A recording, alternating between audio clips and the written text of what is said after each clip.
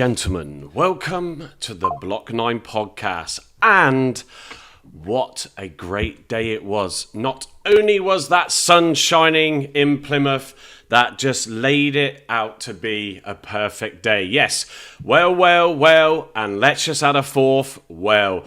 We secured our second back-to-back win in the league at home today, scoring 4 goals. Yes, I repeat that. You are not hearing that wrong. 4 goals against Stockport County. Unlike Blackpool, this was an outstanding performance today. Everybody on the pitch was brilliant and contributed to the game really well. Just stark contrast to what we've seen recently. So tonight, it's no more doom and gloom to discuss. Thank God. And from that performance today, there is a lot of positives to talk about, right? So, with no game on Tuesday as well, Tom Cleverley will have a chance to fine-tune things a little further with a full week on the training pitch. Something he has said recently himself that has been badly needed. And the good news as well is Law McCabe was in the stadium today to watch that performance after training with the senior England squad this week. So, things can only get better, right? So, everybody have a nice sigh of relief. And the question now is, can we go on and get a decent run and actually get a decent result away to Luton next Saturday? In the house tonight, we have Andy, evening Andy, Gavin, Carl, and Harvey has joined us for half an hour because, folks, he does have his early bedtime with his football tomorrow on a Saturday. But Andy, how are you feeling today? If I come to you first, let's drag you on the screen.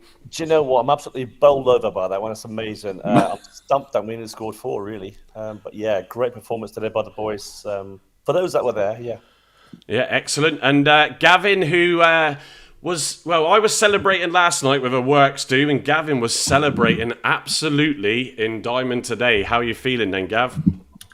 Over the moon, chaps. I've had a very, very long lunch, which is extended into tea a little bit.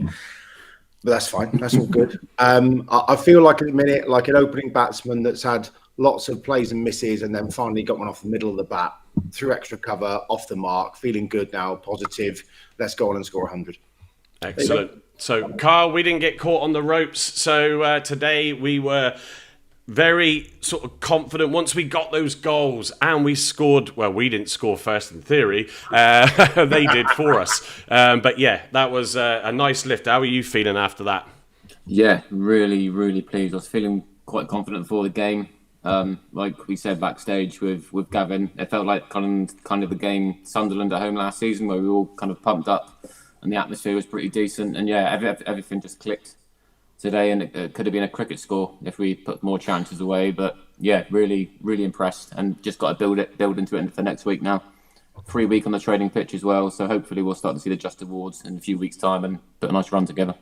Yeah, absolutely. Harvey, good to have you back on as well. And we shall be seeing a bit more of you, won't we? Even on our Thursday live lounges with you starting your new job at Babcock soon. But yeah, after all those away games and those home games that have been equally as painful, that was just a great one today, wasn't it? And we got your video, which I'll play in a minute. So don't give too much away, but how you feeling right this moment?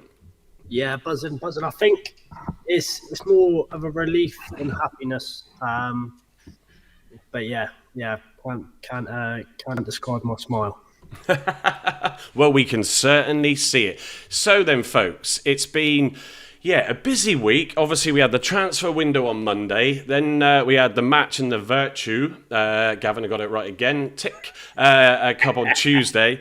And with Talai scoring 2 goals there, and with us winning 3 on the night. And we've then had our Thursday live lounge, and then Friday night I had a works do. That was a late one, and then coming on today. And I said I am not going to bother with any slides tonight. It's just too tired. But I have got the stats and stuff to bring you. I've also got the goals, courtesy of Sky Sports, to show as well. And Tom Cleverley's post match I haven't seen, or it didn't come out when I was doing it. The players one.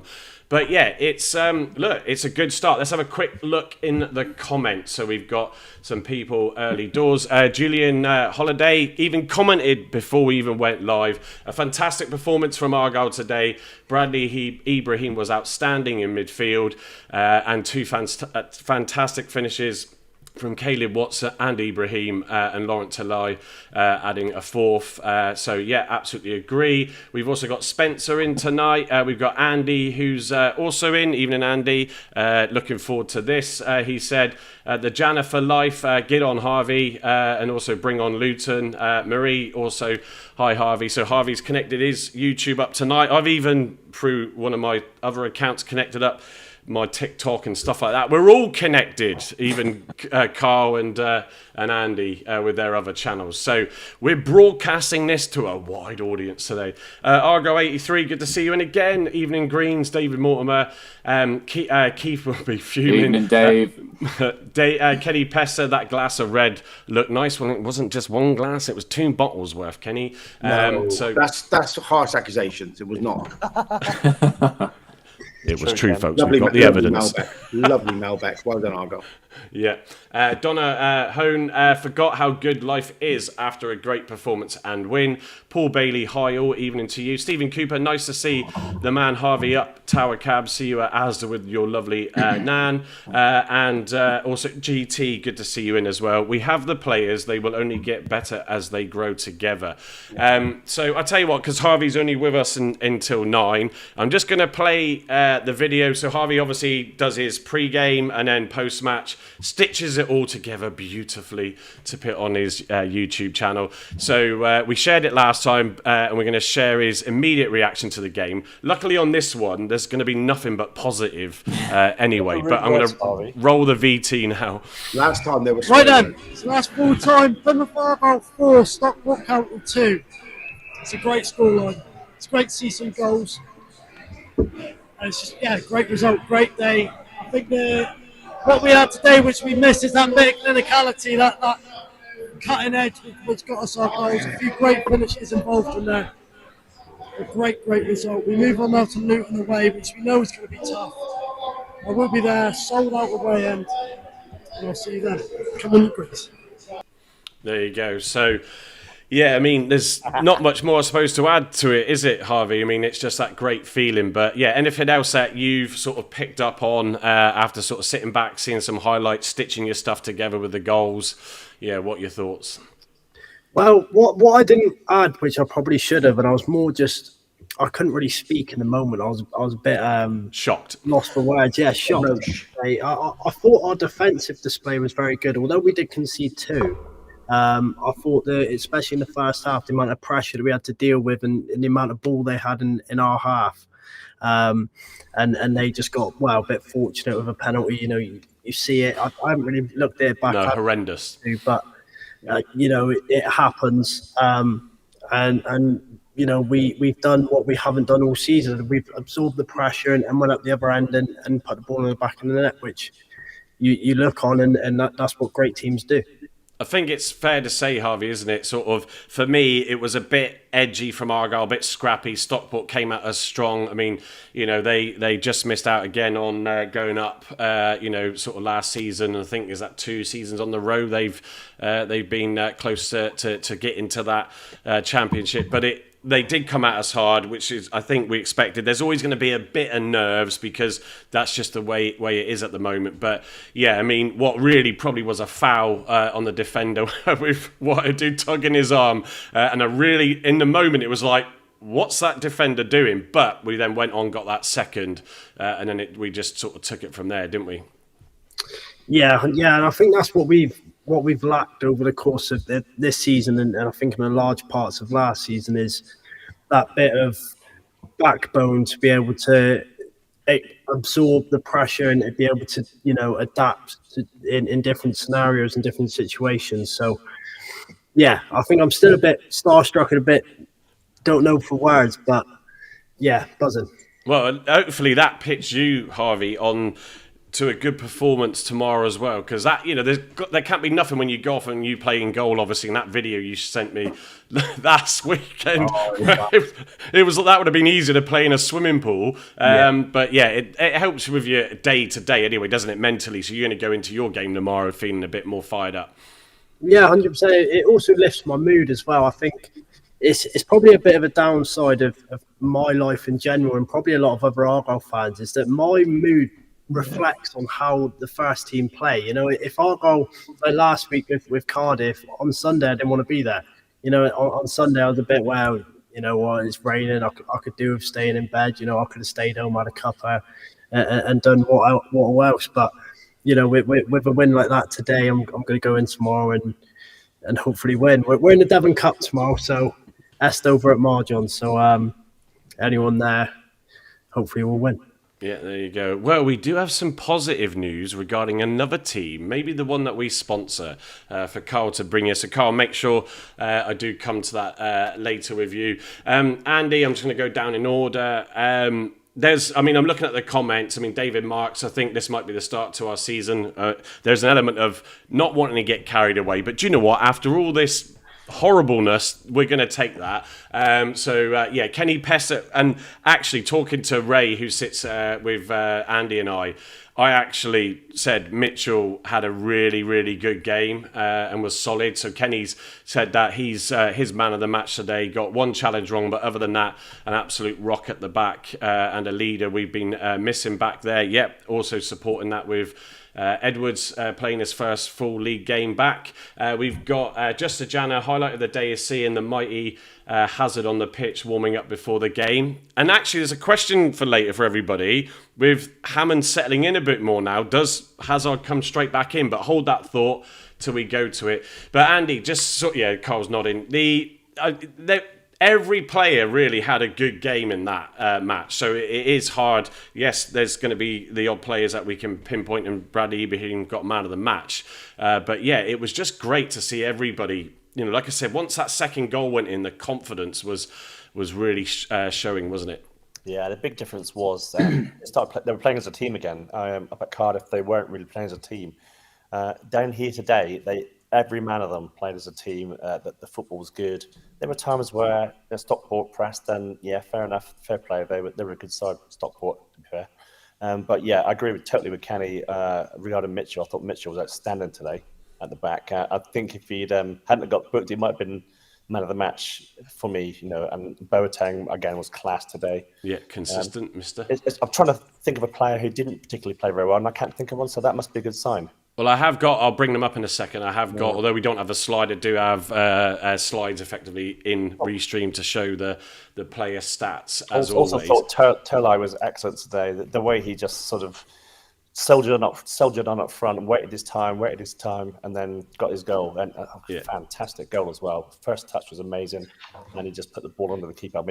Harder would have taken 2 or 3 touches and fluffed his lines, but he put the ball in the back of the net with purpose. Yeah, well, look, I think, sort of Gavin, I think on that point with Tolai, although the start of the game for me sort of didn't help too much for him, but it'll be interesting to see where this confidence with the team go away to Luton. And is he still lacking really someone to partner him up, or do you think actually it will just pan itself out and sort itself out, I should say, for him? I think playing 3 at the back. Oh, who said that at the start? I can't remember who put that in their lineup. Me, I think. It's playing 3 at the back. I think it gives us more bodies in midfield and to go wide, and it means that those 2 players that assist the striker, which was today, Bally and Caleb Watts, get further up the pitch. Which I don't think he wasn't like literally sending sort of courier pigeons to get messages across to his fellow strikers like he was at Cardiff. The sign of a really good striker is that he scraps, gets one chance and puts it away. And that's exactly what he did today. And I don't think there was a man in the ground that when he brought that ball down went, oh, he's going to fluff this. I think everyone just went, yeah, he's going to score. And he did. And it was so confident and it was so assured to put that ball away. Which means I think we've got a proper striker on our hands here. I really do. I I thought Ibrahim further up the pitch gave him a lot of food for thought as well in terms of sliding balls in, becoming more offensive.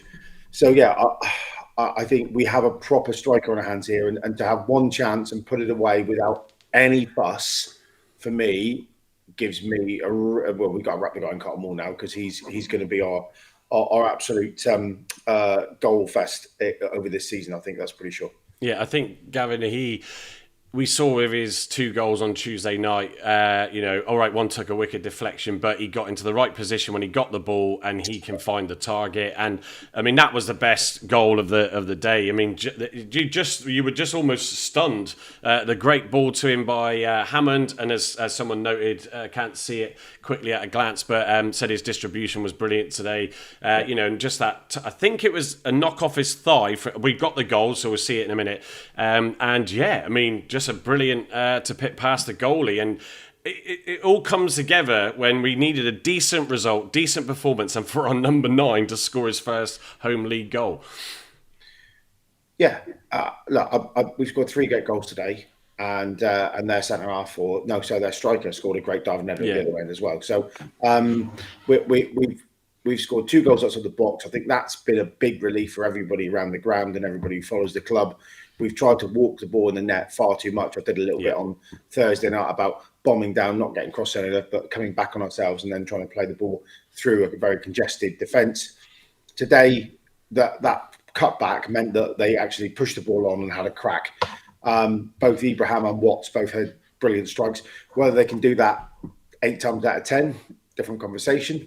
Ibrahim made me laugh at when he came into hospitality after the game and said, Caleb normally puts that in the top of the Devonport, but today he's actually hit the target, which is quite funny, and that's good. But listen, as we've said before, if you don't buy a ticket, you don't win the raffle.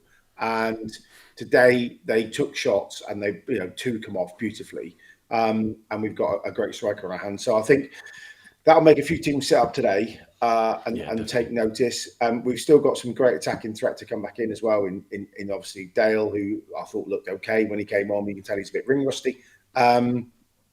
So we are in a good position. I also thought Asani needed a bit of praise because I thought he came on and looked quite threatening without doing too much. I thought his pattern to play and his running was pretty effective, like it was on Tuesday night where you all slagged him off and I told you that his stats were great. So there we go.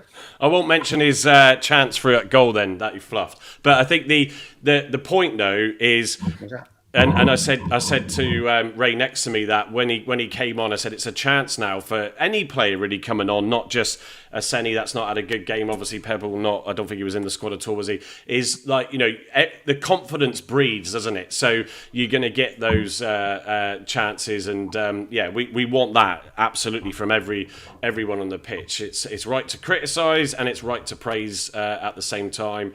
I mean, Carl, talking about praise, Caleb Watts and that second goal from a short corner. So for once, I felt we were getting too predictable with the throw-ins when we don't have the height in the boxes and those corners. But it was we had a perfect view where we were sat, Andy and I, just saw it bend beautifully past the keeper into the net. But he looked lively today. He's one of the most composed players on the ball, doesn't rush, doesn't panic, finds a pass. And as we know, from earlier in the season, like with Barnsley, etc., he can find the back of the net. Yeah, spot on. I think that was his strongest performance of the season, bar our first home game against Barnsley, when he should have got that first goal and it was disallowed.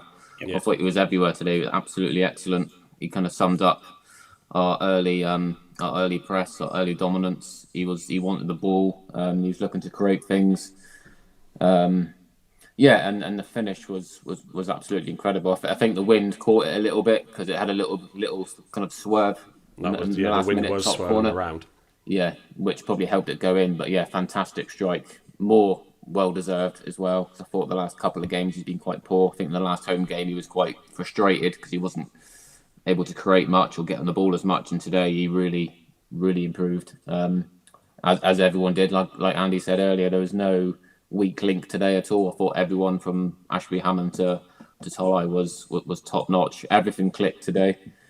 And Yeah, more of the same. But I think once, obviously having some more experience with Edwards back now, I thought he shored up the defence nicely, organising, passing the ball around well. I still think Stockport looked dangerous on the break, and they had the ball quite a lot of the time, and they looked a good outfit. I think if they had their shooting boots on a bit more, yeah, it would have been a lot closer. But yeah, fantastic. Could have been more than 4-1. Well, just 5-6-1 would have been an ideal scoreline. Would have been nice to get crawl back the goal difference a little bit, but yeah, top class performance. And we need to really build on this and take it forward into Luton with a few more added bodies with Patterson and Ross being up to scratch a bit more with a full week's training behind his belt. So yeah, I think, Carl, thank you for bringing that up. I was going to touch on it. It wasn't just the fact that the 4 we scored were the only chances that we had, or 3 out of the 4.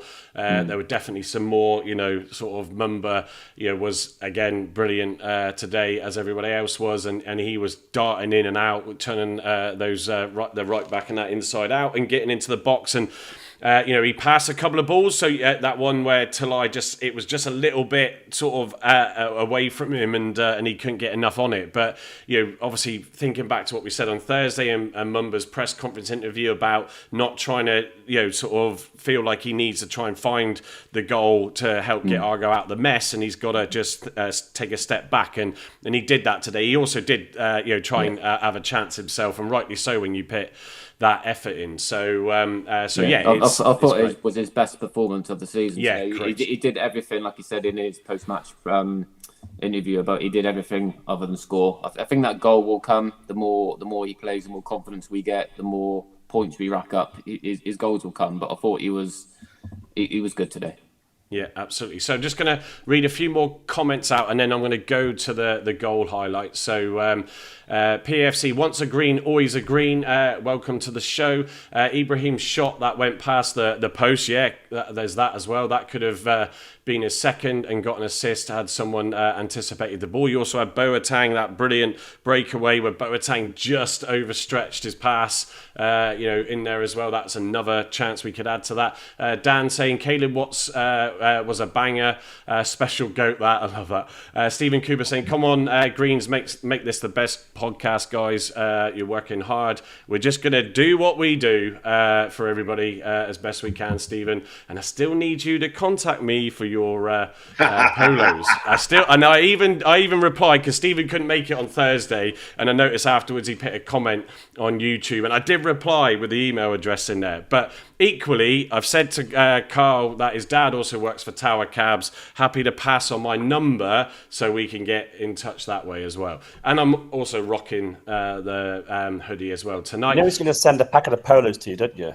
It's not polo shirts, it's actually polos. Block 9 branded logo polos. Yeah, well, actually, Andy, let me write that idea down. Come back to that.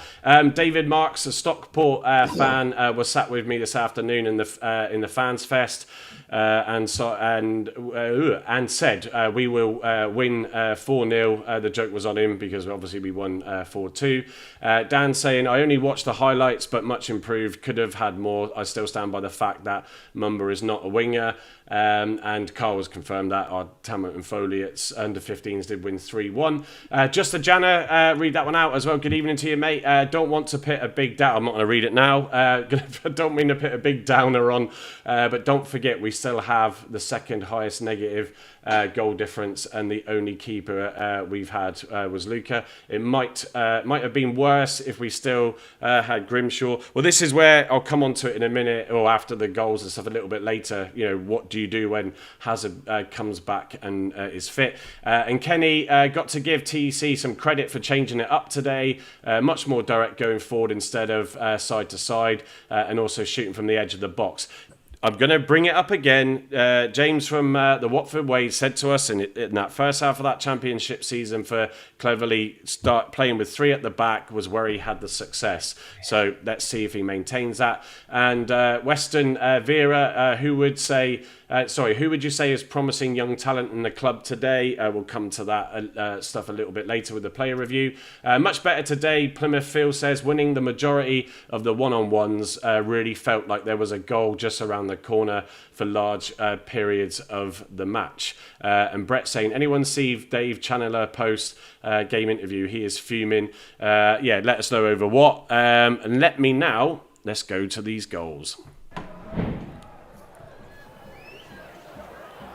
And it's a There we go. one, and it's So that looks super odd until you watch the slow-mo. Sorry for the quality. The It will unlucky man. sort itself Cracking out. header. His arm was being On pulled. him up. There you go. Great big tug. Bradley What do you Ibrahim. Was He it was enough pulled but fell the to other send way. him Yeah. to the ground? Only he knows. I think he was looking for the foul, though, understandably. There we go. Off Look the at training that. ground, and it's a swerving great effort from Watts. And Plymouth had Really, two. such a good goal. It's a wicked effort from Watts. Cracking. Curled away from it wasn't Corey fair. Adai. The goalkeeper given absolutely no chance.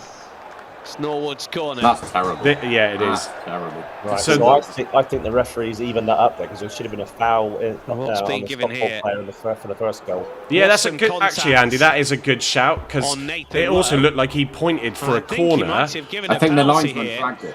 Yeah. I think this Ollie clips Norwood, Hammond's leg. Oh, no, who it doesn't at all. It scores, just went in the corner. Missed the It was dependable the wrong way again. from the penalty spot. Yeah, all right, Andy. Scored Calm 3 down. times 50. from the spot last season. He went a little bit early. Yep. Here we go. Look at this. There's a Oh, it's cutter. got Little it. there's a cutter. Brilliant. An effort from range that finds the bottom corner. Cracking these like. Bradley Ibrahim with a That super pitch was strike. drenched in the second half, at half time. This is number at his best. Oh, he's done well. This is the one I was referring to, look. Large. And Adai Too keeps large. it up with his Yeah, he foot. calls him Talage all Not that game. large, he's a bit small, really. Isn't he?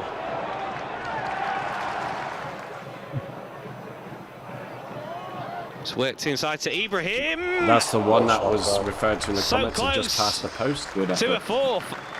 It was lovely skill to find the space to get the shot away, and it almost crept into the bottom corner. That's what confidence does, doesn't it? So, Ibrahim being urged to shoot. I and he forgot about that one. does. Yeah, I forgot about that And one. to Yeah. He could die. have had a hat trick today. Yeah. Gathers at the second attempt.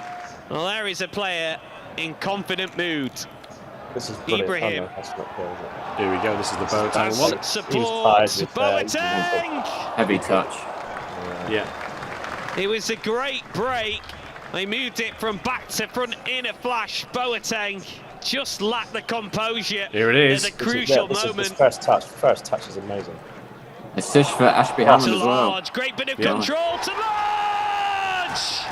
We've got a Surely confident that striker in seals it front of the for goal. Plymouth. That's Hardy for would have sure. blocked his lines there. He took two An touches. excellent That's Oh one. no, it was his foot. He brought it down with his foot. Bang. There you go. As calm as you like, as he was Brilliant faced takedown. with Corey Adai. Fast goal.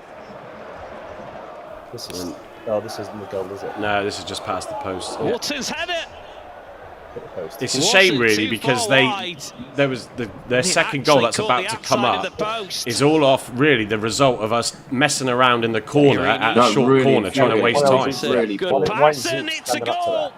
They do have Should do better there. a He should have second, got that over. and Kyle Watson has Lost my scored. mouse. Where is I it? There we think go. that's, if that's what's he call him in there? Mitchell in there. That he doesn't score. Who But took the corner? Was it Soranola? What, the corner that led up before Yeah. their goal. Yeah, it was Soranola and someone else. But like you just, it was wasn't. I think Soranola passed it to someone, and I can't remember if it was back to Soranola. But then they thought, oh, we'll cross it in and just gave it straight to the keeper. Yeah, Then it's like, really, so if you're going to try and hold up play in a short corner, messing around corner like that, Don't cross it. yeah, and know what? then it led to the like couple of minutes where they attacked and then got had two chances, got the goal. So that was. Yeah, it's just a shame, really, because I think the squad didn't deserve to concede that second one. They'll After learn the- from that. Yeah, I think Andy, you're probably right. I'll come to you, Harv, on that first goal. Waidu clearly pulled his arm, and that the ref wasn't great at all. The officials weren't great at all, and I'm amazed that they didn't give that for a foul. And I think Andy might be right. There might have been a bit of giving it back because of realising that after. Yeah. So you're dressing Harvey? Yeah, only because I'm mate. conscious of his bedtime. Oh, Harvey. Yeah, no, I do think the ref didn't have too much of a great game today. I think it was more more towards the middle of the park for, I think, both sides. I think it's easy for me to say more towards Argyle, but there's a lot of shirt pulling, a lot of 50s are a little bit late that they didn't foul for. I think it was going to happen. I think just before the goal, he had a bad stretch where Argyle, different players got fouled maybe about 3 times in the space of a minute before the penalty. And then when they obviously gave the penalty, now that Andy said it could be a 1-for-1 scenario. You look at it and you just got to be happy that it didn't cost us any points come the end of the game. Yeah, I think that's...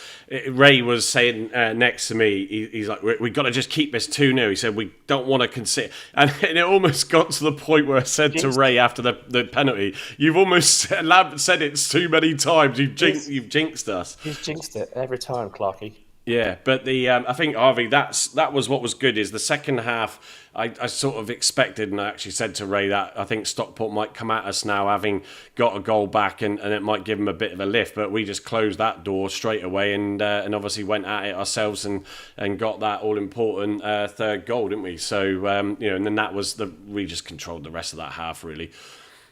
Yeah, I think we've seen it so many times before, especially as Argyle fans, where we start the first half so well, and then that first 10, 15 minutes of the second half, we sort of blow up all the hard work done. So I think it was nice to see that we come out, got that third goal, and sort of just put ourselves in sport mode, really, and cruise the rest of the game. Yeah, no, absolutely. It's what I'm going to do next is just come to so no slide deck, but I've got effectively the equivalent of just dropped in a few things with those videos. So I've also got the post match of Tom Cleverley, so I'll play that in a second. But yeah, you can see the scoreline and the goals, what minutes they came on, and let me just get rid of that caption so we can see it all properly. So as we like to do, we like to go over the FOT Mob scores for each player. So, yeah, starting with Ashby Hammond, 7.4 there. So, yeah, sort of, well, I'll stick this with you, but I'm going to go around the board on this. He's obviously come into the season really well in the last few games. I think you've got to say, when everybody's playing with confidence, and obviously when we shored up with Mitchell coming in with defence, and we've also got Matthias Ross as well, Matthias, however you want to pronounce that, Ross, who's going to hopefully be good as well. That gives the keeper confidence, as well as then they need the back three in this case, although it shows 4 there, need the goalie to do his job too. So, Harvey, would you, when Hazard is fit, are you pitting him straight back in? Does Ashby Hammond now deserve to be dropped?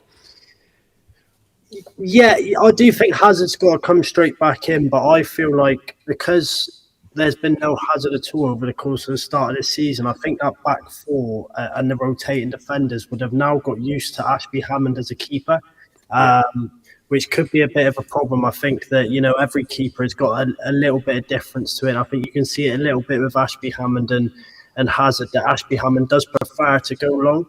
I feel like he's got to slowly come back into it, so there's no confusion between the defence. But yeah, definitely Hazard over Ashby Hammond. Yeah. Okay. So the question I'm going to throw back at you: Hammond's distribution has been really, really good again today. Hazard's distribution isn't really his strength, so that's going to be another question as well, a challenge. I mean, what we're looking at here, folks, is that we've got, obviously, Patterson didn't quite make it today, sadly, and hopefully will be back for Luton. So we've got Mackenzie obviously coming back. So there's a lot of competition for places, which may have helped with the performance today, I'm sure. But that distribution from Hammond is very good, and so it is a difficult one to sort of. It's going to be a tough one for Tom, isn't it? Yeah, 100%. And I think, especially looking at it from today's point of view, Ashby Hammond getting an assist for a goal, which is really good. You can't argue at that. You can't complain at that. But I do think a goalkeeper's main role and main objective is to stop the ball being in the net and stop conceding goals. And I think Hazard's got that little bit over him with his shot stopping. Yeah, agree. Yeah. And I think that, well, if I was Tom Cleverley, that would edge it over me. But yeah, it's going to be a tough decision for Tom Cleverley, and we'll have to wait and see what he chooses. Yeah, no, I'm going to come to you, Andy. I'm just going to get rid of us on the screen. I want to try and make that bigger, but it hasn't made it bigger, so I'll put us back on there. I've just put the overlay chat back on as well. Yeah, Andy, what's your views? Would you drop him and bring Hazard straight back in, considering that obviously Hazard hasn't had much warm game time, well, no game time, but also because of his injuries, not really been able to get warmed up properly. So it is a risk if you're suddenly on that run to disrupt things. Well, I say that run, it's 1 win, 2 wins, but a really good one today, of course. Yeah, you almost need one of those virtual trophy games to bring Hazard back in, just ease him back in a bit gently, rather than just chuck him into a game, especially like Luton, because Luton's going to be a physical game. It's going to be they're going to be at us all the time, and knowing that he's just come back. So I'd persevere with Ashby Hammond for now, and then just ease back in Hazard to a virtual trophy game, maybe. Yeah, I'm going with you, Andy. And I've always been a fan of Hazard, even when he was getting stick, early doors. He came into it, and as it does take, players who. But Gavin, where's your immediate thoughts on this one? I don't think Hazard's distribution is as bad as people think. No. I mean, if you look at the last 5, 6, 7, 8 games of last season, I thought his distribution was much improved. Early doors, I remember my brother saying that he should have played rugby because he finds touch every time he kicks the ball, which was probably fair for the first half of the season, to be honest. But I think he learned to throw a lot quicker. His sort of crossfield wide balls into the wing backs, I thought, were much more improved back end of last season. So I don't think it's going to be quite the gap that people are mentioning at the moment. He's clearly the number one around the club. If you hear him talk, he's clearly a great leader in the squad. And Cleverley's mentioned that many times about having the leaders back in the side. I think a bit like Joe Edwards. Is he the most gifted player? I don't know, but does he add more value being in the side than out the side? With his leadership qualities and his confidence and his communication, probably yes. So if you look at that sort of back line, Sucher's played with him quite a lot. Serenola has, Edwards has. If Galloway comes back, he has. So I think you go on that basis and say you bring him back in. Yeah, I think it's a good point. I mean, like I said, I've sort of I've been a big fan of Hazard. It's just patience and with him early doors, and you could see, he's a great shot stopper, and that versus Ashby Hammond, I have no doubts about that either. I'm very conscious of disrupting too much. I mean, we haven't really. All right, it's 2 wins at home, but with obviously the Cardiff defeat in between. I don't think. Did you hear any updates on Hazard? Is he likely to be available for Luton at all? He was back 7 days as of Tuesday, so he'll be back in training. I mean, he obviously did a bit today. He'll be back in full training from early next week. The guys have got Sunday, Monday off, so they'll be back in Tuesday. He'll be training with the squad Tuesday. It's then up to the man who gets paid to make the decisions to see who he puts in the squad on Saturday for Luton. If Luton have changed their playing style a little bit, I remember playing away at Luton last year, and if you were in the ground, you would have got neck ache because the ball spent probably 80% of his time off the ground. It was levitating for most of it, which meant the keepers had a difficult day. But I think it'll be a slightly different ball game this year. But I would throw him in purely because of his confidence and ability. If he's sharp enough to train this week and is there, I'd put him back in. But in saying that, De La Zouche has done a really good job in the last 4 or 5 games. Yeah. And he has, I think, proved a lot of his naysayers wrong completely. So I think a lot of them owe him an apology. Yeah, no, it's just that's also when you have a bad start, you'll attack players and your frustrations will come out on them. But obviously that little goal in the pre-season didn't help and it almost set him up, unfortunately, for that. But Carl, look, this is the great headache. I mean, the footy coach, just looking at the comments, welcome into the live League One and looking at distribution from a goalkeeper, need one that just keeps the ball out of the net.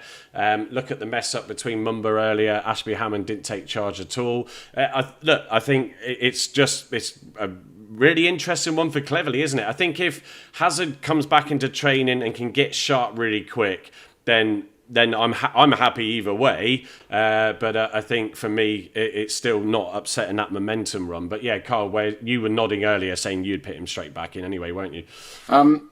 I wouldn't say straight back in. I think it might be too soon for Luton away. I think maybe we'd see Hazard on the bench next Saturday, just get him involved in a matchday squad again in the warm-ups and things, just getting around the matchday teams and things. Then looking at the Virtue Trophy game against Spurs would be a good one for him to get some match fitness. And then when is the Spurs game? Is that before Peterborough or Tuesday after? week? No, it's Tuesday week. So before Peterborough. Yeah. Yeah. So then leading into the Peterborough game, I'll probably stick him in for the Peterborough game. It would be harsh on Ashby Hammonds, I think, especially the last probably 2 or 3 games. He's really built up some confidence. His shot stopping's improved. His distribution, especially, at Cardiff, it was okay. I know we didn't have a lot of chances, but he did do well at Cardiff, and he kept the scoreline, I would say, quite respectful. I know we lost 4-0. It could have been a lot worse. And I thought his distribution today, especially first half, some of the passes he did out onto the left side were brilliant. I think he's proved himself probably as a good number 2, a good backup to Hazard. But no, Hazard is light years ahead of Ashby Hammond as a shot stopper. And if you don't concede, you're going to win games. So no, Connor's on number 1, but I wouldn't throw him in just yet. He needs a bit of match sharpness. Looking for the Peterborough game, probably for him to come back in. Yeah, Peterborough still bottom of the league. Just going back to the comments as well, just a Jana, I've always preferred Hazard over Cooper, unpopular opinion. Graham Burns saying, don't think you can drop until we lose. Terry Alford, Talai reminds me of a Tommy Tynan. Yeah, good shout. Not that I'm old enough to have, maybe Andy was. Do you see Tommy Tynan in the day? Yeah. It's brilliant. Yeah, also Stephen Cooper saying, what do you guys think? Oh, it's refreshed on me. That helps.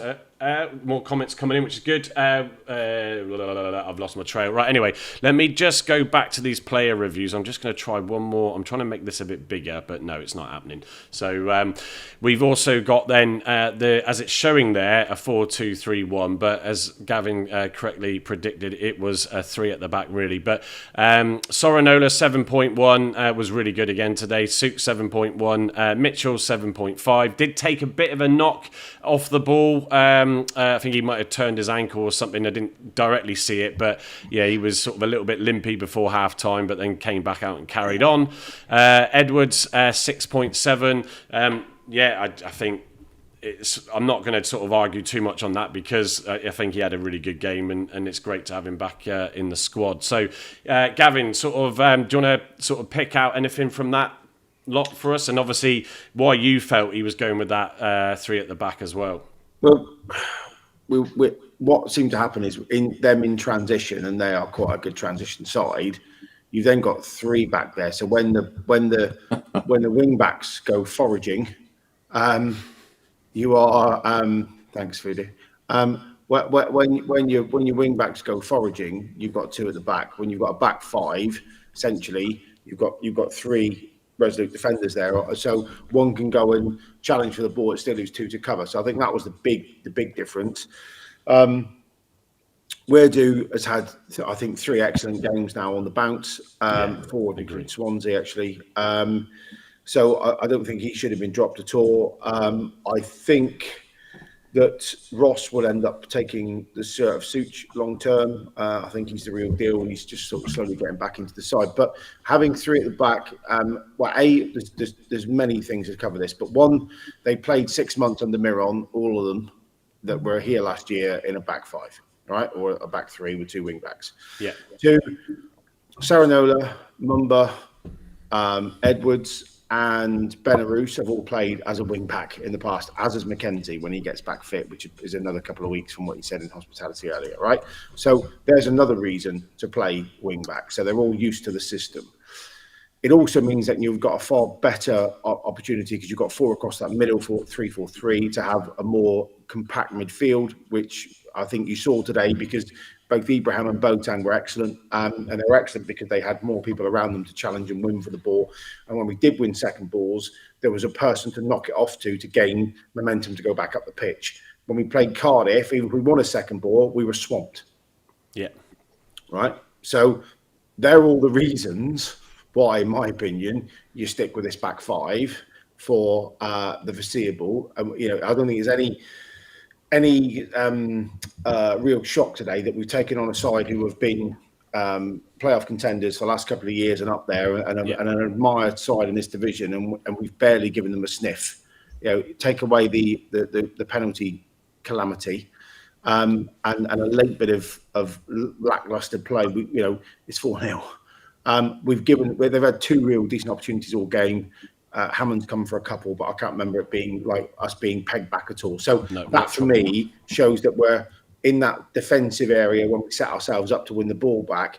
We're in a far better position, and also that means that when you've got three at the back, you can bomb forward a bit more conviction, which is what we've done today. Knowing you've got three really good, talented guys at the back who've got pace, who have got good interception skills, and are good in the air to actually win the ball back and make sure you stay safe. Yeah, no, absolutely. Well put, Gavin. And I can see Cobble asked a question in there. Carl's replying on the Block 9 and GT. Evening to you, GT. Don't know if I did say that earlier, but evening to everybody that's joined us. Has also been responding to some of those comments. And obviously, structure, I'm not going to get that right. But yeah, I was asking how Matthias Ross, did he come on today? And yes, he did.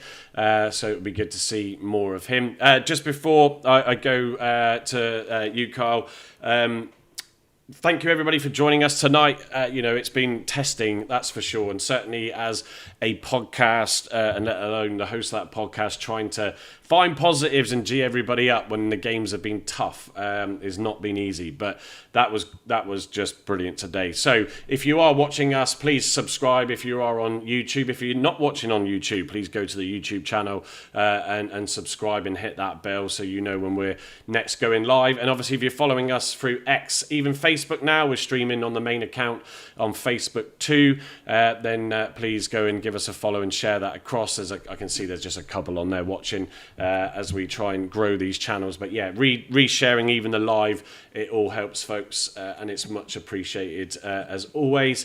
Just read out a couple more comments. The footy coach, if we stick with wing backs, do think that we might hinder Finn and Hatch's minutes, as seems Clever's seems like both the youngsters.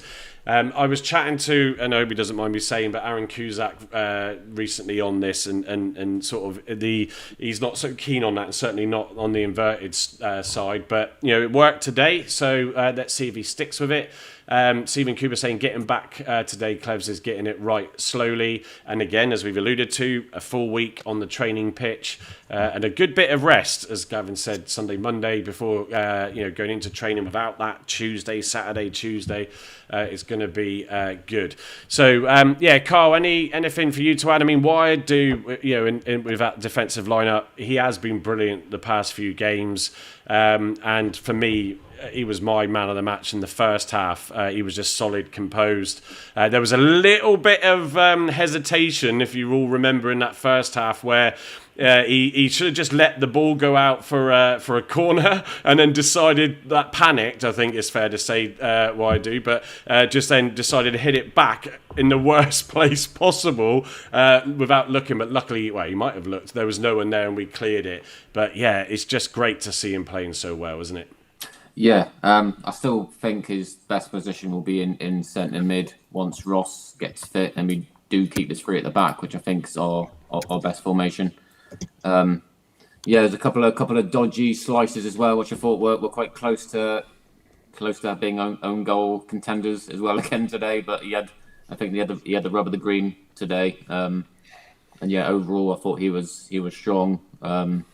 He led from the back. And he's been a constant performer in the last few games, and he seems to be a bit more confident now. Hopefully, the stuff that happened to him a few weeks back is behind him now, and he's going to go to strength. And with the confidence of 3 points there, hopefully he'll push on and become that leader that we need. Obviously, with his experience as being captain at Fleetwood, so I like what I saw from him today. Yeah, no, cool. And GT Steve is in our WhatsApp group, so he was kept abreast. But yeah, he's travelling back from a conference he's been at. Harvey does need to go. His mum's just said, "Come on, Harv, it's time." So Harvey, just give us a final wrap up from your point of view before you hop off the live tonight. Amazing. I think a lot of improvement shown today, and I think a lot of hard work being brought out onto the pitch. I think that we've seen it in slow stages, but it's separate parts. And I think today, like we've all said, and like others have said, it just clicked and it worked. So hopefully now, fingers crossed, touch wood, we can build on from this and really kickstart our season going from now. So yeah, touch wood. And, Well, as Voodoo said just now, today was lovely, folks, but progress, it's not linear with Argyle, so enjoy the weekend. Yes, bringing us all back down to earth, Voodoo. Yeah, cheers, Voodoo. It's a good point. Harvey, great having you on. And like I said earlier, Harvey will be joining us more often now once he moves to his new job. So it's going to be great to get him on. It's always good to have someone that, we got Herbie's the same, he's aiming to go to all the away games this season, but Harvey definitely does that. So please, if you haven't already, go and check out his brilliant YouTube channel at Harvey England. And go and get some restful sleep, enjoy your football tomorrow, and hopefully you get a result and you end the weekend on a good one. Cheers, mate. Cheers. All the best, Harv. Good luck tomorrow. Thank you. I'll do it. So, Andy, any thoughts then for you on the defensive piece there? I mean, it's good to have some options now, isn't it? And Mitchell's definitely brought some quality and leadership into that back line. Yeah, he was the best of the bunch today at the back there. And I thought, as Kenny said earlier on, he was the best on the pitch for me. Solid, determined, winning challenges and stuff. I'm happy with that. Yeah, I'm happy with the back three with the two wing backs. I like that idea. We seem to play a lot more attractive football when we're playing like that, and the ball was getting forward reasonably quick. The long ball came in as well, but yeah, we did our job today. Apart from one little lapse at the end by Zooks. Other than that, I thought we defended really well today. But a little calamity, James. The calamity with where we're doing, but that's like a conversation matter, isn't it? Really. Yeah, and then sort of picking up in while I'm still with you, Andy. Boateng. He was just Mr. Consistent again. Obviously, he had that chance that we saw in the VT. If you were with us and were at the game, it was just unfortunate. But he's just been so good, hasn't he? Yeah, absolutely. Yeah, Boateng's been amazing. I don't know why people are slating him on certain social media. Yeah, you were saying this. You got lot before we came into live. He's been one of our consistent performers this season so far. And he's going to only improve. And the players around him are developing his game as well. He's been developed by Clevs. So it's got to look good for the future for Boateng. And I think as a potential captain as well. Well, he did get the armband. Was it in the Virtue game? He got the armband. But, sort of going on then, Gavin, we got then sort of Mumba, Ibrahim and Watts. Ibrahim, can we just say, a round of applause, he did not collect, I don't believe, a yellow card today. Wow.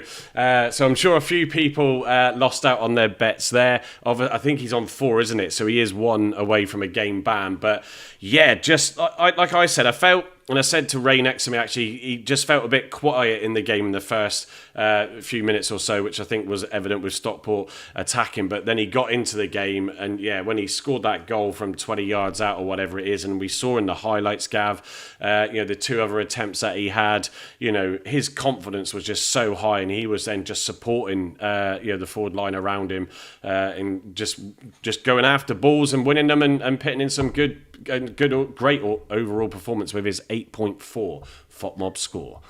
I think here's where our skipper does really, really well. So having him alongside him in that wing-back midfield position meant that he had a lot more.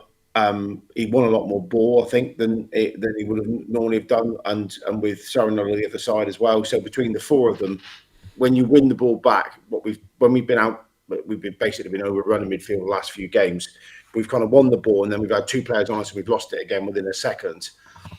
Because we've won the ball today in a lot better areas, they've managed to play little small triangles and get themselves out of trouble and get the ball to the other side of the pitch where there's more space and an attacking threat. So I think that was the start of his game, was much better.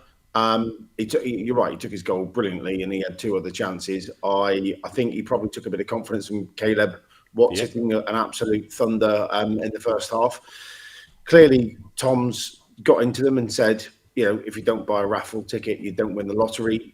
Go for it, and they've done that really well. But I just thought his tackling was sharper, it was crisper. He won a lot more balls in the air. He supported Boateng in winning those scruffy areas and getting it wide. And I think just having 3-4-3 meant you've got a lot more chance to win those small contact areas back and get the ball back, which meant our midfield looked far more dominant today than it did previously. So, yeah, he had his best game. I think the structure helped him a lot, and I think the structure helped Boateng a lot. And there's been some absolute, I don't know, bedwetting. Unilever stocks will still go up tonight. I haven't checked them for a while. On saying Boateng's horrendous and you don't get all the love out of him. He's been our standout performer every game this year. Full stop. Look at FOTMob. If you don't trust the science, look with your own eyes. Look at what everyone around them said. TC said it. Everyone said it. They are really, really, really wrong saying that he has not been one of our better players. And I think it's not a coincidence, chaps, that you've got a young kid who's come from Middlesbrough, who's the next Tom Cleverley, from what we all understand, who's trained with the England squad the night on Thursday, played Friday night, come to the ground Saturday, sitting there with a big shadow going over the pitch saying, "Give me my shirt." And both those guys have played out their skin. So again, confidence breeds confidence, but also competition for places doesn't half lift someone's performance by 5-10%. And if everyone has that competition for place across the pitch, that's the difference between us losing 1-0 and winning 1-0, in my opinion. Yeah, no, absolutely. And I think the other thing for Ibrahim is I didn't see him, pit in any rash tackles or get involved in anything to potentially, earn another yellow card. So, more disciplined is what I'm looking to say, and it's great. And you could see that with his goal celebrations, and he was the hospitality, obviously, because player of the match. So his speech in there, Gav, just touch up on that for us, would you please? He was. But the first thing he said was, "That was for you lot, because you've basically we owe you, because we've been pretty drastic over the last few games." He then had a very subtle dig at Caleb Watt, saying normally he'd put that over the stand, but he's at the top corner tonight, so well done. So that was quite funny too. And I think he just said, we had far more energy about us today. We were better in the sort of 50-50s. We won our tackles better, and we were far more attack minded. And he also did say around the mindset that we weren't afraid today. We just got on with our game. For me, it just from the stand, it just kind of felt normal. If that makes sense. It was all but like watching Stephen Schumacher's side 3 years ago. It was like, of course we're going to win. We're playing Stockport. Rather than, are we going to get a 1-0 win, or we've gone 1-0 down last the end of days, and then having everybody, piss their pants all over the Devonport end. It just felt today that everyone was just expecting that. I don't know why. It's probably that first goal thing, isn't it? Where you just like, we've got a first goal, everybody's chilled. The Devonport end and two corner get up. Everyone else claps. Even the Upper Mayflower clapped today. It was amazing. Like the good old days. And people then felt that energy around the ground, and you didn't feel like you were going to be watching a car crash, which we've had, away where Carl and I stood in the corner of the Cardiff Stadium last week and watching it through our hands, basically. So I think that's the big difference. But that midfield today were excellent, and it's no surprise, is it, that Boateng and Ibrahim have both got very high scores considering the output that they delivered. Yeah, just to read them out, Boateng, something I did actually. Boateng 7.2, Waidu 7.1, Ibrahim 8.4 as the star man there. Carl, you then got obviously Mumba with 7.9, Watts with 8. And I'll chuck Talai as well in there, look, 7.9. As we said earlier on, didn't we? Mumba, had a really great game, playing sort of more relaxed and more Mumba that we're used to seeing in terms of in old League One of previous League One of really sort of having a go at players and really turning them inside out and getting into the right space to set up a chance for Talai and then also a couple for himself. So again, as Gavin just reiterated from what I said earlier, its confidence is just going to breed, and it clearly did on the pitch today. So, but Watts is just, he's been a gem of a signing as well. Actually, out of all those early ones where there's a lot of critique going on, he's been as long as consistent. we can keep Watts fit. I think he had a lot of injuries at Exeter, which they Okay. gladly kept telling us when we signed him. Oh, if you keep him fit, he's a good player. Well, he is a good player, and he's hopefully will stay fit for the remainder of the season because he's a real talent, and I think that's a good find by us. I'm just thinking now with the signing of McCabe, who do we drop for him? That's my question. Do we drop Boateng for McCabe or what? What would you guys? He has do? to earn his place in the side now, Carl. Doesn't He has to earn his place, but he's come here. And that's that's kind of the point I was trying to make earlier. Yeah. Is he's played for England last night. He's clearly either come down late last night or early this morning from, I don't know where the game was played actually after this, Mike. Villa Park, wasn't it? It was at Villa Park. So he's had 3-hour car ride this morning to come down, put an Argyle tracksuit on, probably been in the changing rooms and said hello.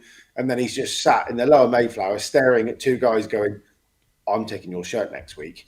Right. And there's the output. So, hey, guess what? Right. And actually, Caleb Roberts had a great game on Tuesday night. If you've got four guys there and Wiradoo all going, well, I can play this role, it's going to lead. I mean, last year, the midfield picked itself, did it not? Yeah. Because it was like, oh, look, it's JB and it's Randall again, because no one's got anywhere near them and they haven't had the best of games. Randall's killing it now at Bristol City, and good luck to him, but he's playing it with a side that's much better and much better suited to his game. JB's off to Hull and we'll see what happens there. But we didn't have a debate about the midfield last year at all. If we've got 4 or 5 quality players in there now for the division, I'll caveat that can give us a go forward, make tackles, win the second balls, and they're all at each other's feet or at each other's heels on a training week, that's only going to give us much, much better, because you have one bad game, you're out, and you want to get the shirt back then for a month or two. Yes, spot on. But what I was trying to say is when he does get into the team, it's only a matter of time probably anyway, who would you drop out for him? How would you line up? Whoever's had the game that's worthwhile dropping him for. Yeah. So someone's got to underperform, haven't they? Yeah, correct. So you'd say on paper at the minute, Ibrahim is the most inconsistent midfielder we have, because Boateng's been, I don't know what his FOCMOB stats are, but he's been 7.5 to 8.5, I think, in my eyes, nearly every game. Right? Ibrahim's had a great game today, but he's also had some stinkers. It's a good problem to have. Like you said, we've got options, and that can only breed confidence and to push everyone on to keep the shirt. So spot on. Well, that's look. Sort of the window was what it was. We discussed that on Thursday. We've got competition now. However you look at it, and hopefully that does cause the players to sort of step up that level, and there might have well been as that's why I mentioned on Thursday about the window. We can't really judge the window until we've got all the players in and fit and playing, and wondering how well we do, right? Yeah. You go back Thursday before this Stockport result, the window's crap. We've got no experience. We've got this and that. We've now gone and put 4 past Stockport. We've conceded 1 crap penalty and 1 sloppy goal, but the mood's lifted. Now, I wonder if we can get him in, and we got depth, and we got this, and we got that. You can never tell a window until all your players are fit and all your players are vying for a position on the field. Simple as that. So I think giving Tom Randall, who hides in the shadows by the looks of it from a club perspective, and Foxy a hard time, great. But let's get the players in and playing. If we go on a run now of we might lose on Saturday to Luton, who knows? But we've got some much easier fixing. If we go 5-6 runs on the banks now, everyone's going to go, window wasn't bad, was it? We recruited really well. We got this. So it's amazing how form, luck, and a fixture run and competition for places, your mind can say one thing, and then 6 weeks later it can say something completely different. Yeah, I think it's football fans are sorry guys, just to Lord McCabe. Is there any clause in his contract from his parent club saying that he has to play? Like that some clubs do that, Well, it depends. We know with Phillips, it was if he doesn't play, you pay, and I think you would be silly just to put a player in and just hope that it works because you don't want to pay his wage. There's no idea. There's always that. But if you've got people playing really well and we're winning games, well, then he has to stay out. It's as simple as that. Yeah, I think he'll get 20 minutes. If he doesn't start Saturday, he'll get 20 minutes. if he comes on and rips up the world in 20 minutes, then he's saying to TC, I might be better than what you've got, right? Or turns a bad result round in a game. Yeah, exactly. And Stephen Cooper is saying as well about Callum Wright. I mean, he scored for Wigan today. When did he score for Argyle? Well, do you know what, though? It doesn't matter anymore, does it? Because he's gone. He's still our player. Yeah. Well, he's just seen out his year left of his contract, and then he'll no doubt he'll move on a free unless we have negotiated something there. But it's one of those where it was frustrating. Actually, I didn't overly hate Callum Wright, but he's doing that. He scored a goal for Wigan. Fine, he wasn't doing it for us. We just move on now with what we've got. And I think to echo Gavin's point, like we said on Thursday and we've said recently, we need to sort of give it till the end of October and see what comes of it all. I still stand by the fact that that getting that another striker in would have been ideal. We still got that risk if Talai gets injured, but hopefully if we can get a good result away to Luton and have a good performance, then you're going to see Aseni want to try and step up his game. Pepple, step up his game. If they can and can get that chance. So, it's good that and that's one of the things we said on Thursday. We have got competition, and I'm still looking forward to Patterson coming back wherever you also can slot him in, and Mackenzie. And just to echo, go on, Gav. No, just Voodoo's point, I think is very worthwhile making. Yeah, there's a caveat, right? So. Has the window been good? We won't know. We won't find out until everyone's back playing. That's what I've just said. Yeah. If you're looking at it the other way, if the window was good, all these guys would have been in second week of August and we'd have hit the ground running with the season. But we've had this 4 or 5 game lapse of no one, threadbare, la. So, Voodoo, I absolutely get your point and I understand it and I agree with it to a certain degree. You can look at the window being poor in a very short window. But if we're at Christmas and we've got back to 10th or 9th or 8th or whatever, because we've gone on a long run of games, you can then say, actually, the window was a very good a very good window for us.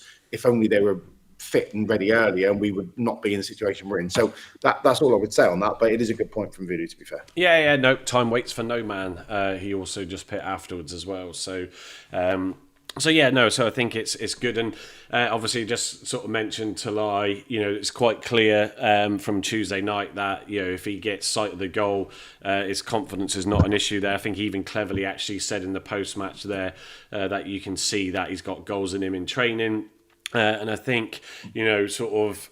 He's quite heavy-footed, but I want the ball past him where he is getting chances, where he's turning at goal and going to score some goals. So it's going to worry a few. But yeah, Andy, much else to, and we're sort of coming towards wrap up now, really. But much more to add on anything on Talai from your side?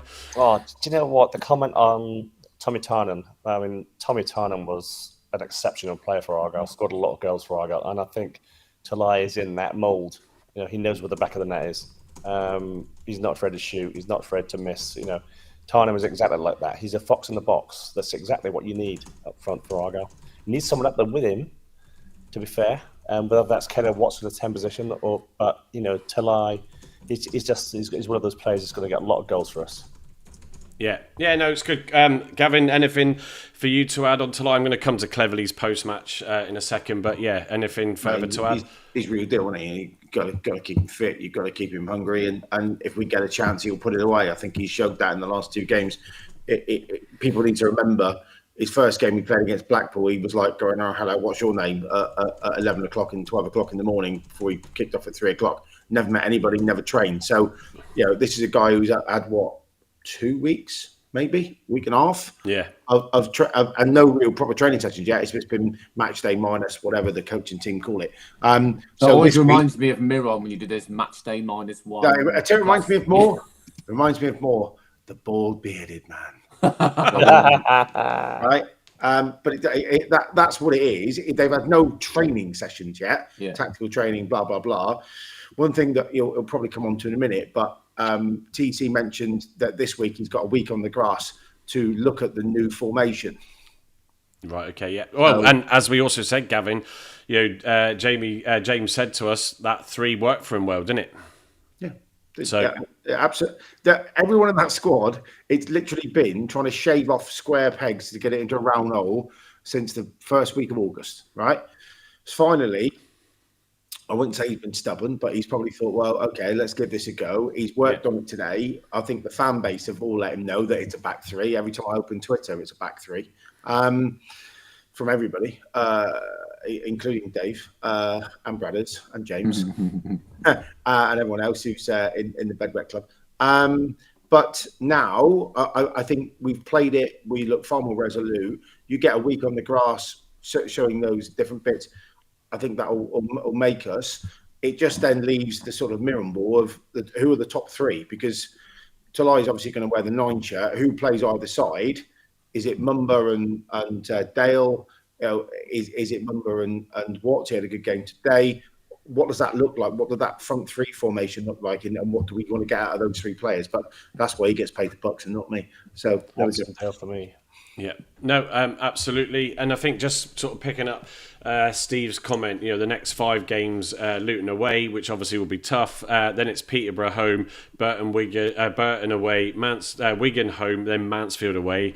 There's some good points. Luton will be tough, and I don't like to just be ignorant to Peterborough, because you just never know when they all surprise. But there's some good points to be had there, isn't there, throughout that month of trying to really get ourselves back on our feet. Stephen Cooper also saying other teams do it to us, bring him back Sodlow, and obviously the right comment which Carl read out already. I'll go straight to follow up from Gavin's point with Tom there to his post-match.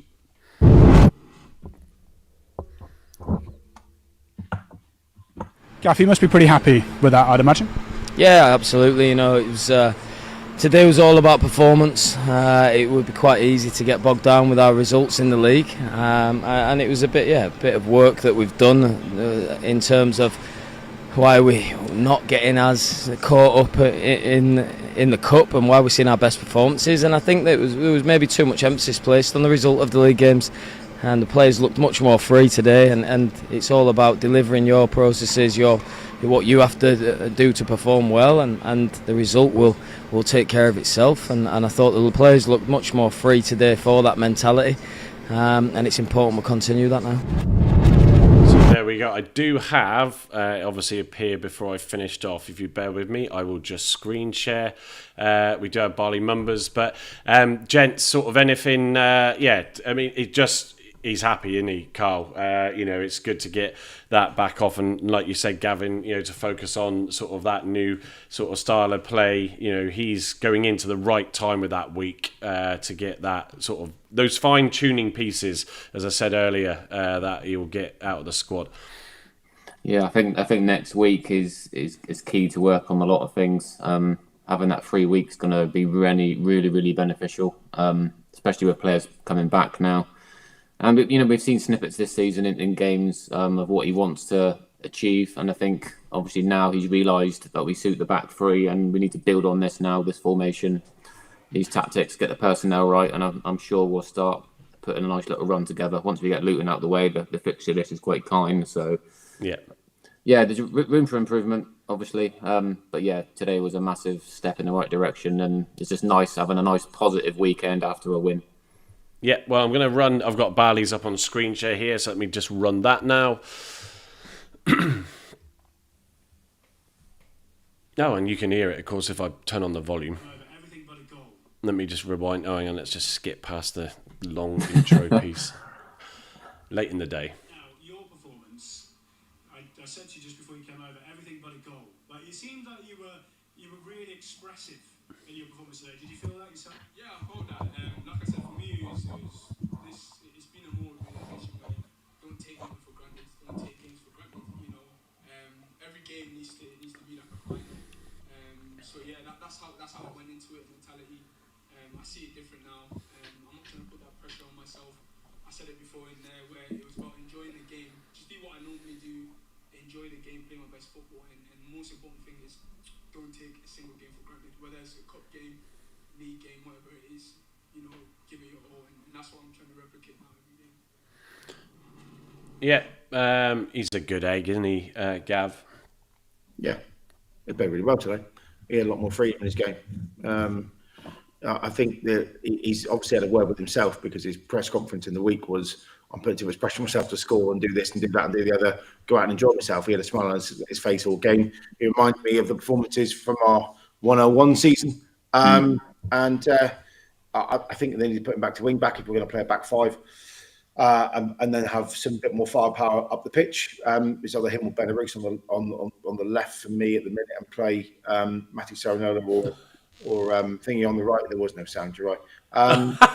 Was there not? You just let me play it. No, it's very, very quiet. In the conversation, that's really quiet. Oh, I didn't hear that. Right, Right, like okay. a borrower speaking at you. I know Ballymumba's small, but he ain't that small. But yeah, he's a good player. He's playing what seems like now sort of with no baggage, which is where we need him to be. I think he's had a bit of a black crowd, sort of Snoopy dog following him around the last 3 or 4 games. Now he seems to be out there. He's obviously had a word with himself and he's played really well, so that's great. Yeah, he basically kept saying that don't take things for granted, games for granted, etc., etc. So apologies, folks. Normally, obviously, I try and download, screen clip those so you can hear them better.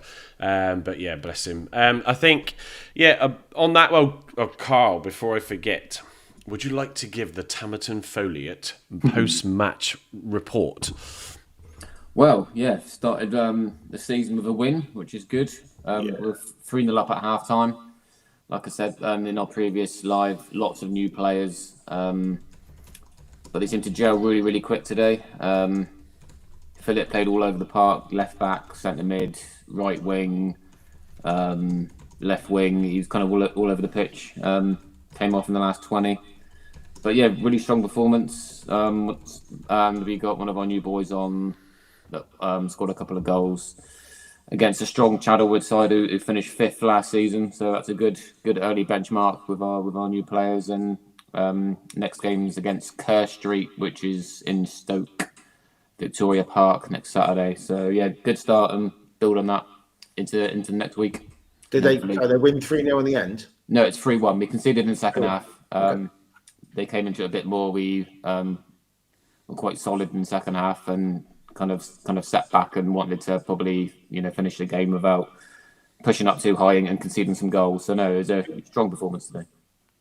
Yeah, no, it's good, and we had Carl's daughter back here to keep our Sophie also occupied, who went off to bed about what's the time now? About an hour ago. So likes to sit on, as you can tell, because you see her with me in the lives, bless them. So that's good. It's a good start for them. The kit looks good. I got to see it on Philip before you obviously went up to the game, and Carl did share some photos with me. I'm hoping at the end of the at the end of our sponsorship, we can get a few shirts, because obviously I would like to keep one as a keepsake. Yeah, definitely. I'm not sure if Nick Gianotti's watching, but I did send him the link, and he has sent me a few PMs saying about Barley Member. So I'm guessing he's listening in and he would like a shirt as well. So I'll see if I can get a few shirts for us at the end. Yeah, I mean, who's to say we won't continue the sponsorship? Well, obviously, and the away shirt might be up for grabs as well. We'll see.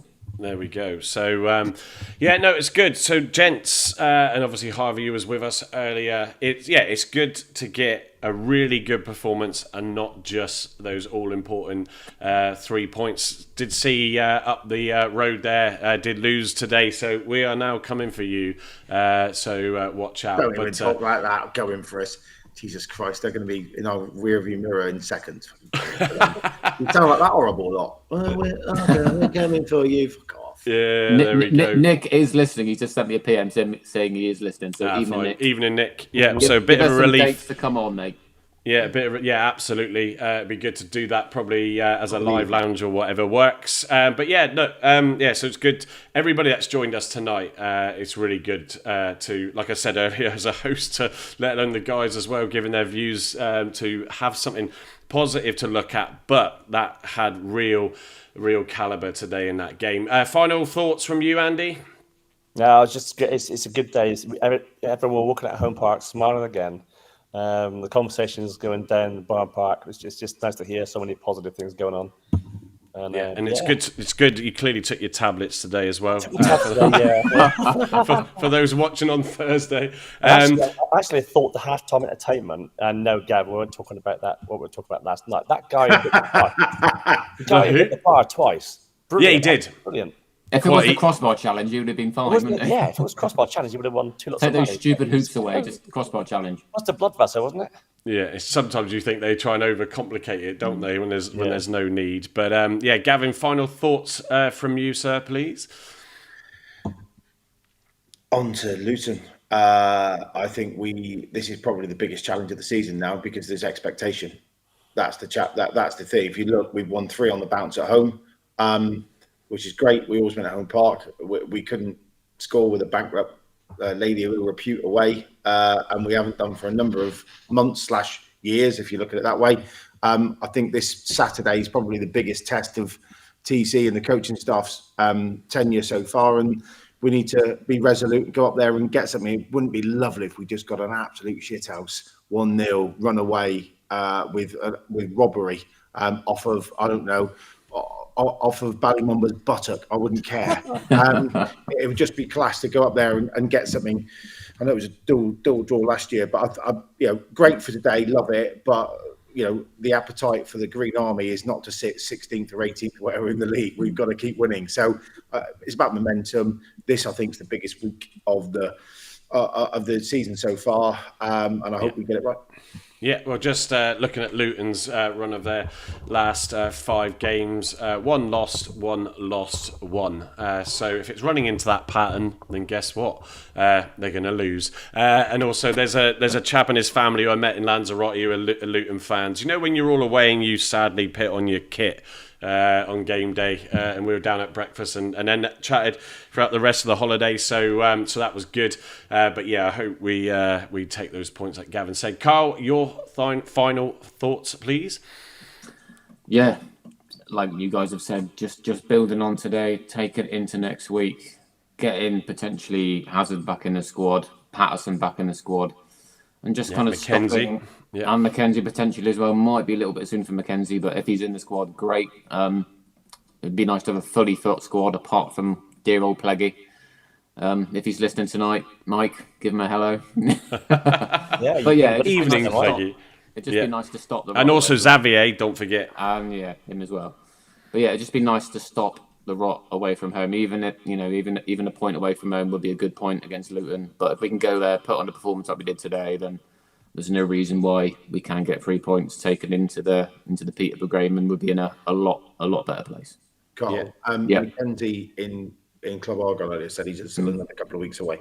Yeah, so potentially the virtue game for him as well. I would say we're not going to see him in anger to the end of the month. No, there's no point in rushing it. No. And for anybody wondering, we haven't touched upon the David Fox interview on Argyle TV from the breakfast show this morning. Well, that's what the live lounge is for on a Thursdays. Obviously, it's been good to talk about a lot of positives today, that's for sure. So in terms of, I am weighing up whether or not to continue the Tales episodes again, just because of I'm absolutely shattered this week with so much going on, both on and off the field, if you want to call it that. You've taken on too much, Mike. We did warn you. You do what? Yeah, well, but I'm used to that, mate. I can handle that pressure. But there's other stuff that I want to do as well. That's not just pod related. So I may just. But it's been good fun certainly doing them. But and actually, I'll treat it as an omen. By not doing them, we're going to go on that run. And I also didn't wear my Argyle top today, so I'm going to continue that. And hopefully, it was too hot today, but I'll be rocking this at the next game. And yes, I'll get these bits and pieces. I think I said this the other day. I'm going to do that for about £20. I might put something on the back as well, just trying to come up with a slogan that also identifies what we actually talk about. So probably going to be all things Argyle and keep it nice and simple. What was that? Grumpy's great. Grumpy's, yeah. Sorry, what was that?